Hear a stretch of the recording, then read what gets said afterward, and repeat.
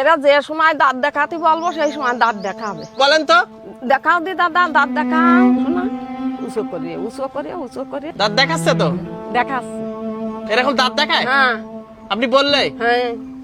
এরে যে দাঁত দেখাইতে কয় ঠিক সেই সময়ই সে দাঁত দেখায়। হ্যাঁ দর্শক, অবিশ্বাস্য মনে হলেও এটাই সত্যি। এই গরুটির নাম রাজা। আর রাজা এখন শুধু একটি কুরবানির পশু নয়, নিজের মালিকের পরিবারেরই একজন সদস্য হয়ে উঠেছে। মালিক যখনই তাকে আদর করে বলে রাজা দাঁত দেখাও, তখনই সে শান্তভাবে মাথা উঁচু করে দাঁত দেখায়। আশেপাশের মানুষ এই দৃশ্য দেখে অবাক হয়ে যায়, কারণ সাধারণত প্রাণীরা মানুষের ভাষা এভাবে বুঝতে পারে না। কিন্তু ভালোবাসা আর যত্ন যে প্রাণীকেও আপন করে নিতে পারে, রাজা যেন তারই জীবন্ত উদাহরণ। ছোটবেলা থেকে রাজাকে নিজের সন্তানের মতো লালন পালন করেছেন তার মালিক। প্রতিদিন গোসল করানো, খাবার খাওয়ানো, সময় মতো যত্ন নেওয়া, সব মিলিয়ে রাজা এখন পরিবারের সবার আবেগের অংশ হয়ে গেছে। কিন্তু কোরবানির ঈদ যতই কাছে আসছে ততই বাড়ছে মালিকের কষ্ট, কারণ খুব শীঘ্রই হয়তো রাজাকে বিক্রি করে দিতে হবে। আর এই চিন্তায় বারবার নাড়িয়ে দিচ্ছে তাকে। মালিক বলেন, গরু তো অনেকেই পালন করে, কিন্তু রাজার মতো এত বাধ্য আর শান্ত গরু আমি জীবনে দেখি নাই। ও শুধু একটা পশু না,